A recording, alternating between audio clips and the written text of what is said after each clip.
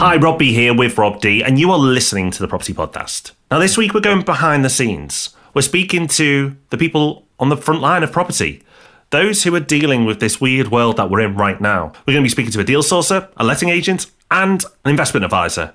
And you're going to get from them exactly what's happening in their world right now, so you're better informed.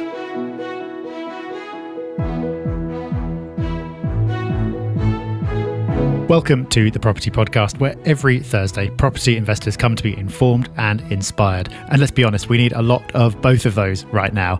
We are in a fortunate position, though, that we do have access to people who are dealing with property investors at scale. So if you're looking at what's happening in your own portfolio or your own market, and wondering if it's normal, or you've encountered a situation and you want to know what other investors are doing, well, we've been talking to our team and we should be in a position to help in this episode.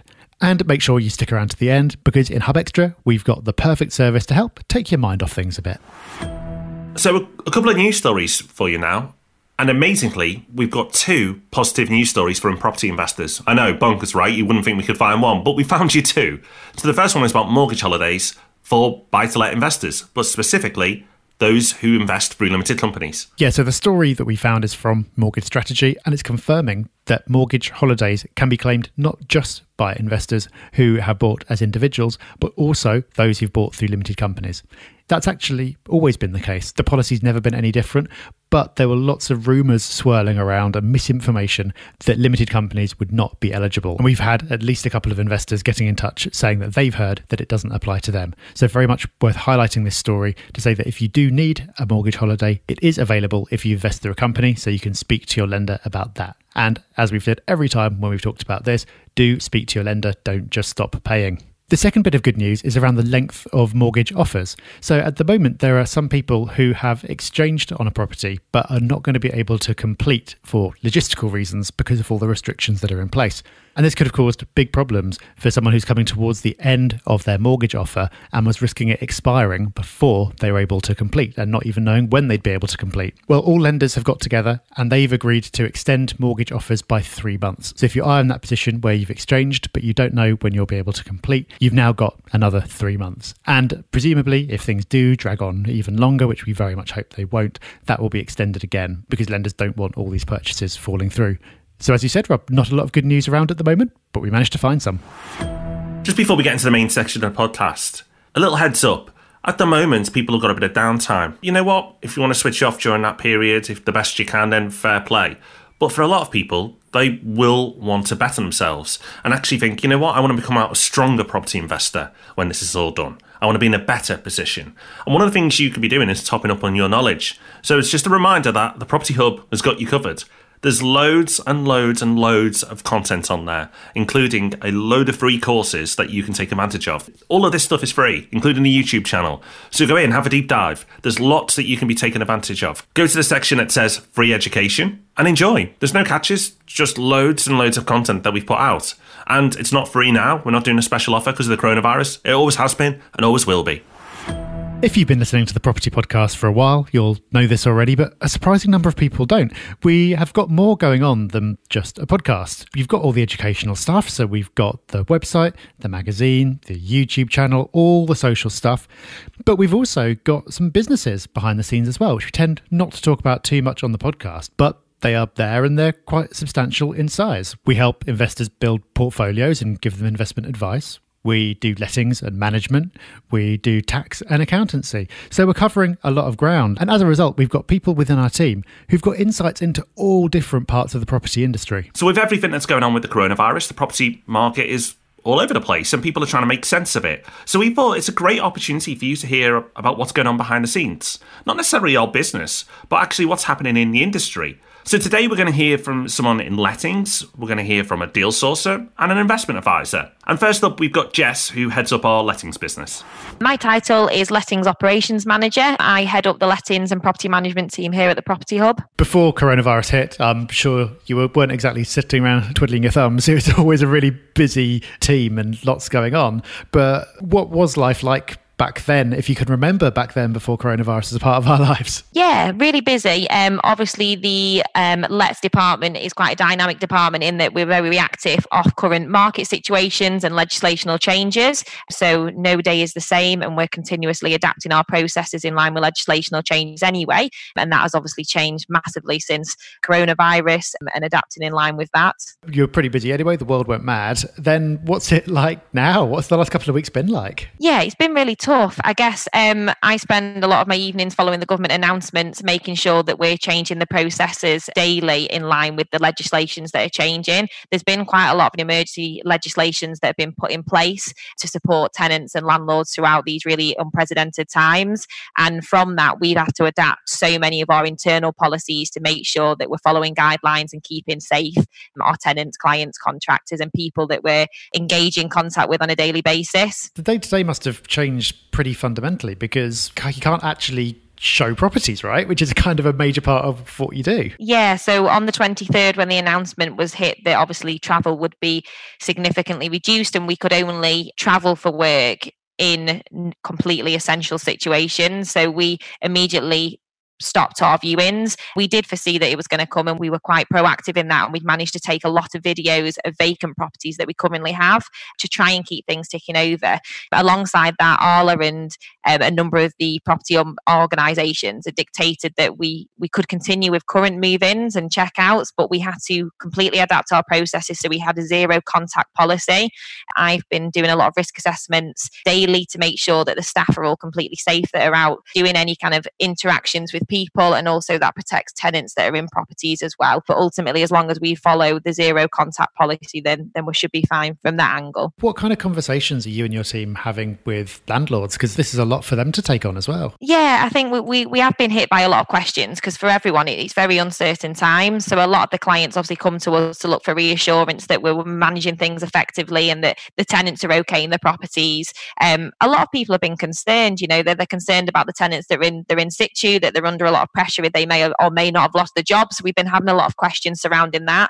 And then the key questions surrounding all the legislational changes and how that affects, because a lot of people have, been concerned about the fact that obviously you can't evict people for 3 months whilst this is going on. And that obviously will affect them if the tenants stop paying rent. But to us, it's just, as always, the key to success is communication. And we're finding if we communicate really well with the tenants and we're communicating back with the landlords, that we're trying to keep all parties as calm and as happy as possible whilst giving them all the updates that they need in line with kind of government guidelines and legislational changes. What about on the tenant side? Have you had many tenants proactively getting in touch, either to say that they're worried or they need help, or just to find out what's going on? The biggest hit to us have been the pipeline of new applications that we had going through. So we obviously have a pipeline of properties that have either finished the referencing process and are set to move in, or there's people that are in that process that have only newly or recently taken a property.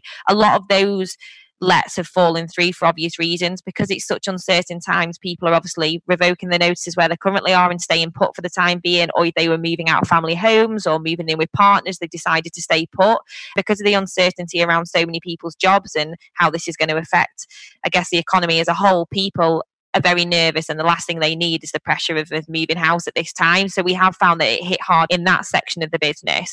And then separate to that, we've had a lot of conversations, and the team have fed back when we have our morning calls. They fed back a lot of conversations we've had of tenants in difficult situations, and they're predominantly people that have worked in hospitality or on 0 hours contracts or worked at airports. Areas like that have been hit the hardest, and we do have a lot of tenants that work in those sectors that have contacted us to advise that unfortunately they've either been let go or that there's no work there for them if they're on 0 hours contracts. So yeah, difficult time for tenants that are struggling with that side of things. I don't know if it's the same from what you're seeing, but from the emails I've got, it seems like for the most part, landlords have been pretty understanding about the situation. Yeah, absolutely. I mean, it's hard for them not to be, because that is why that emergency legislation was put in place. There's very little they can do. And kind of our process to them is, whilst I understand this puts landlords under pressure, the government have tried to counteract that with giving landlords breaks in their mortgages, which takes the pressure off them. If the tenants don't pay them and they don't have to pay the mortgage, mortgage, then it makes it easier for all parties involved.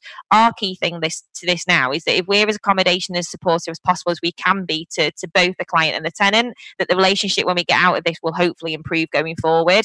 All tenants where landlords have been really forthcoming with help and support, they've been so thankful for that, and that will only benefit the relationship going forward. And hopefully these tenants will appreciate what's been done at these very difficult times, and therefore, you know, stay in the property that they're in, and a longer tenants will be created off the back of that. I know it's really early days and maybe a bit early to say, but do you see any long-term effects as a result of what's happening now in the letting sector? Not in the letting sector, because people always are going to rent out. I think for us, a big push that I've been making sure the team will do is, whilst this third month is probably going to be really chaotic because we're changing so many processes and we're all adapting to how the situation is changing daily. After that, I think it's going to be a really key time for the team to make sure that they're communicating with the tenants more regularly and the landlords more regularly. And from that, hopefully we can build relationships that are stronger going forward.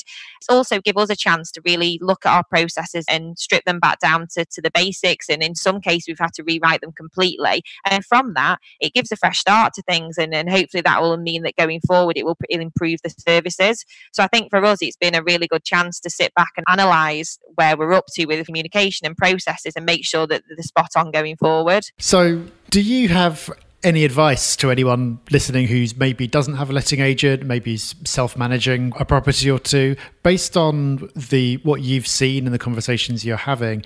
What advice would you give them about how to manage this situation? I think obviously make sure that they're touching base with the tenants. If they're self-managing, I think at this time, through any relationships you have, whether they be professional or friends or however it is with employees, I think the key to it is to reach out to people and make sure they're okay. I think that will be massively valued by any tenants that are in situ. If your landlord reached out to you and just acknowledges that he appreciates difficult times and there's anything that they can do, don't hesitate to pick up the phone. If the tenant is to then fall into financial difficulty, you'd like to think that the first thing they're going to do, because they know you're already understanding, is pick up the phone and say, look, I can't pay my rent of £500 this month. However, would you accept a contribution of 200? And at least then you've got something. But the last thing you want is the tenant, going under the radar, not communicating with you, it not being clear where they're up to. Because as we're all aware, the emergency legislation that's been put in place confirms that we can't do anything with these tenants that are in situ anyway. So the key to me is to keep that communication strong throughout these difficult times and make sure the tenant knows that you're in this to work together. And if you are like that and you do keep communicating with the tenant, then hopefully a resolution will be for both parties, that when you come out of this, you'll have a better relationship, and obviously the tenant will be able to upkeep any rental payments that are owed in line with what any mortgage breaks that the client's obviously got. Next, we're going to hear from our deal sourcing guru, who's also called Rob. I would say there's three key parts to my role: business development, forging and maintaining relationships with developers. I'm a property detective. I conduct the DD on all our deals, and deal management, so negotiation of the deals, and I manage current, forthcoming and previous historic deals. So what was life like before the coronavirus hit? Can you remember that? The market was strong. It was really gaining momentum especially after Brexit certainty. And my life was a little harder because it's great for investors and first-time buyers. But because the market is so strong, doing deals was quite difficult, and we weren't getting as many through the door as we wanted. Probably because developers and the growing market were unrealistic on the price point and were fussy. So we didn't just want to take any old deal. So what's it like now? A lot's changed, right? Probably a month ago, getting developers on the phone and replying to emails and getting the doors open for developers we didn't currently work with was a struggle because, as I said, the market was strong. They didn't need to do deals with the likes of us. They had a strong first-time buyer market and people coming through the door. However, literally, people are not coming through the door. Nobody is. And so it's a big opportunity. And now the phone is being answered and I'm getting replies to my emails. It's early days, but there's some really interesting opportunities happening and coming to us right now. And I think when developers have truly felt the pressure in a few weeks' time of sales and build, I think we're going to experience a flurry of great deals. So how are you adapting? What are you doing differently right now? For us as a department to assist developers in the right time in what is going to be a really challenging few weeks and few months ahead. So in my role, it's key that we take advantage of that. And what I'm seeing is developers are responding to us and are wanting to listen to us in respect of doing deals for our investors. Getting the foot in the door is fundamental to our role as a department, and that's what I'm doing now every day, is making sure we have that coverage across all our key locations. So it sounds from your point of view that there's a silver lining here. I think there's a big opportunity to forge stronger relationships and create relationships that we don't already have. New relationships is the biggest positive effect that's going to happen for us as a department and us as a business, because there isn't a developer out there that isn't going to feel the pressure and the pain, because everyone is in the same boat. And do you have any advice for property investors and what they can be doing right now? I would say don't have short-term vision, have the long-term focus, because we all know that this is only going to be temporary. In general, for the investors, there's massive opportunity to negotiate here. So go big, be bold in your negotiation of whatever that is. And I think complacency is a massive thing, to not be complacent during this period. Don't take your eye off the ball. Have awareness, constant awareness. Don't put your feet up. Everyone's at home. Everyone's got time to do this. Monitor your target locations and whatever properties are within your goals. Look for them opportunities and keep talking to your network. Just because you're indoors doesn't mean you still can't network. Have that awareness of what's going on. And on that note, take advice from wisdom in the sector. You know, there's plenty of it. Ignore the media, focus on the wisdom. So, for example, Ray Dalio, his LinkedIn page is brilliant. His website, his principal's website, is brilliant. He posts virtually daily observations on what his thoughts are on the movement in the market and economy. So the likes of them, keep reading and keep your education going while we've all got the opportunity to do so. And finally, we're going to hear from Chloe, who heads up our investment team. The aim of the team is to have a first touch point with the clients, to establish what their goals are, what their investing aspirations are, and to then work out how we can help them with the processes that we have in terms of the way that we work with developers and how we can support them in their property journey. What was the mood like before the virus came out of nowhere and caused the chaos it has? What kind of vibe were you getting from investors and from the team? So I think we had gone through a long conversation around Brexit with a number of our clients. Generally, we'd started to see that people were really gearing up to making the most of investment opportunities.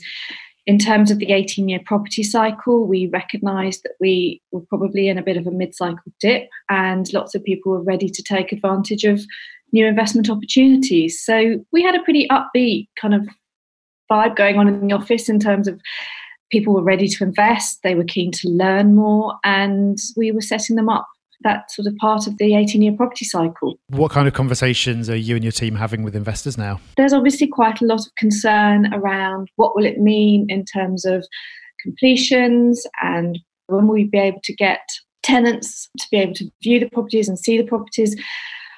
How long do I need to anticipate to have voids after completions? And I think that's a really big challenge for our clients at the moment, is their concerns are not so much about recognising the fact that it's a good time to invest. It's more about how will the immediate impact affect them in terms of the properties becoming available for lettings. Because especially at the beginning of an investor's journey, when you don't have perhaps a cash reserve built up from previous years' rental income to cover voids, they're sort of finding that quite a challenge at the moment.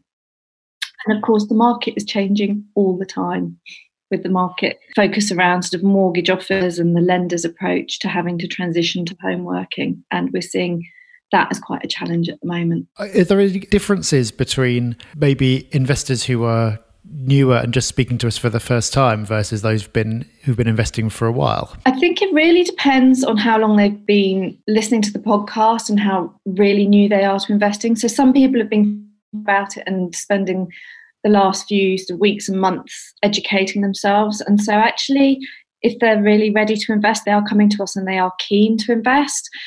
We've got a large proportion of experienced investors who recognise the opportunities, but perhaps are in the process of hoping to refinance properties at the moment. So whilst the funds aren't immediately available, they're sort of getting themselves ready to take advantage. And then we've got a number of people who have listened to the podcast for a long time. When we talk to them, we've had strategy meetings or even review meetings with them, they've talked very much about the principles of taking advantage of opportunities as and when they arise. And yet a little bit like when we first had a lot of uncertainty around Brexit, they're now saying, oh, but I want to wait and see. And that's the difference, is the investors that really do want to take advantage of the opportunities and those that are just feeling a little bit nervous at the moment. How is your team adapting what they do, apart from the obvious of doing it from home now? Again, we're having a daily update so that we can review anything that's been reported on in terms of government updates. And we are also in close contact with our care team so that we are getting regular updates in terms of the lenders' view of the world at the moment. So, that's changing on a daily basis. It's very important for us, for the investors that are currently going through the process, that we can support them and make sure that we're giving them the best information that we have at a particular point in time, recognising that that will change quite regularly. So we are working very closely as a team in perhaps a slightly different way, in that we're having to focus a lot more on communicating on a regular basis on updates that in the past might not have happened, hour by hour, day by day. It would have been a weekly update. So the change really has been about focusing very much on information that we can share and we can use and help our clients with at any particular point in time. As things are at the moment, do you see any long-term changes as a result of everything that's happening? I mean, the mortgage market is a fascinating market at the best of times, responding to interest rates and the way that clients are being dealt with. The surveyors, it'll be interesting to see whether they're prepared to change some of their policies. One of the challenges we've got at the moment is that desktop valuations are rarely done if there's, anything over and above a 60% loan to value. So whether that might change in the short term, it would be interesting and useful.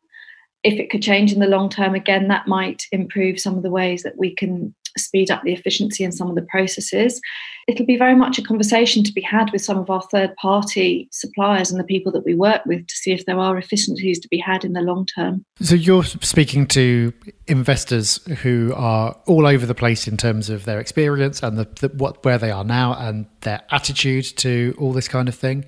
Do you have any advice based on that for people who are listening to the podcast now? The podcast at the moment is incredibly useful, especially the new Friday afternoon market update, in the sense that it gives a very balanced view of how to remain calm, how to make sure that you're looking for the right information in the right places and not just reacting to the media headline that shouts the loudest. And I think from our perspective, we're having to communicate in a very different way to establish the facts rather than just what we're seeing out there on social media or in terms of general headlines. And I think from that perspective, I would say to investors, do talk to us, call in. We're finding out new information all the time. That's what we're here for. And it's a great opportunity for us to be able to share that with you. And if we do have new information, we're again sharing that with the team. We're also highlighting the questions and the queries that we most often have to you and Rob, so that we can then think about how we can, share that information across on the podcast in a different way as well. So I think the more people, if they find they have the time and they're interested, then we'd love to talk to them, because we can share a lot of information. Also, we can learn from them as well in terms of what their concerns are and where they think we can help them. So, Rob, 3 different parts of the industry, but it reveals so much about what's happening. I mean, every day it's changing. Yeah, you can tell that Jess is working flat out just to keep on top of everything that's going on and trying to pass that information on to both landlords and tenants. She made the point about communication, which is where so many in lettings fall down. But right now, it's clearly more important than ever because there's such a need for information. There's so much misinformation out there, and it's all changing so fast. So it's been quite a couple of weeks for the lettings team, and the sourcing team haven't exactly been slacking either. No, they've had to change. Their world is very different, but not necessarily for the worst. A a lot of people in this situation aren't going to be in a great place, but the sourcing team are probably in a better place now than they were a month ago, which is weird to say because you'd be forgiven for thinking that it's all downside at the moment for everyone in the world, but it's not. While some people are unfortunately suffering, there are parts of businesses or whole businesses that are doing well, and the sourcing team can take advantage of this, and that's what Rob is definitely doing with the rest of the team there. And as we heard from Chloe on the investment side, so much going on there as well, again, around things changing and the need for information. So Property Hub Invest provides advice, it then presents investment opportunities, but then the thing that often gets forgotten, I think, is actually working with the clients to get the properties through to completion, and mortgages are obviously a big part of that. We've talked about mortgages on the last couple of Ask Rob and Robs. We've talked about it on our market update. We talk about it all the time because they're so important for investors and it's in such a state of flux right now. So they've got quite a job on their hands. And I thought it was interesting as well to hear about the different attitudes that investors have got, because clearly there is one reality, but there's lots of different ways you can respond to it. Yeah, so as you can hear, there's a lot changing and a lot of adapting need to be done, not just for our team, but this goes for everyone in property, whether you're an investor or working with people who work in the industry. It's understandable right now if your solicitor or mortgage broker is a little slower than they normally are. I'm sure most people are forgiven of that as well. What's interesting and a key theme here, and we didn't tell them to say this is from them, is that how important it is to keep yourself informed or educated. There's so much happening right now that it means that if you aren't informed or aren't educated, you could do yourself a bit of damage. But also on the flip side, you can actually do well. This scenario puts us on an equal footing. We all have to deal with this virus in our own way. But it doesn't mean that we all have to be punished from it. A lot of us will be, unfortunately. But as property investors, and if we just focus as property investors, then actually it's not necessarily all downside. There is opportunity here. And by keeping yourself educated, with your finger on the pulse and understand what's happening, you can do that. Of course, we've got you covered. We're podcasting 3 times a week, so we will keep you educated. We will keep you informed. And if you are speaking to other people who are involved in property, then pass it on. Let them know about what we're doing so we can help them too. Just time before we wrap up for Hub Extra. It's that part of the show where we give you a little bit more, a tool, a resource, an idea, something to make your life better. And it's backed up by the Hub Extra email that will hit your inbox every Friday morning if you're a Property Hub member, which of course you are, aren't you? This week, Rob, you've been doing something to keep the whole family entertained. Yeah, I've signed up to Disney+. What is it? Well, it's like a Netflix for Disney. Now, that's really underselling it because you kind of think, well, Netflix is great, it's Disney's version, it won't be quite as good. And it's difficult to say which is best because Netflix is so brilliant, but so is Disney+. It's got all the back catalogue, it's got all the series, it's got loads of films that you didn't even think Disney made. I certainly didn't, I forgot about them.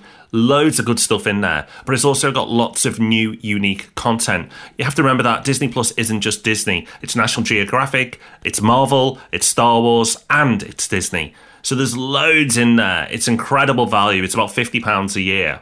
And let's face it, at the moment, we're not getting out and about as much as we used to. And there's a lot of negativity in the world. So if you're going to be stuck in and you want a bit of positivity, you can't do much better than Disney. So I've signed up, I'm enjoying it. And a little extra Hub Extra tip for you this week. If you're thinking, well, how can I pay for it? One way of doing it is by pausing your Sky Sports if you subscribe. Sky Sports are letting you pause. So even if you're locked in and you've committed to a length of time for subscribing, like I have, you can pause it and they won't charge you while the coronavirus is going on because there's not much sport going on.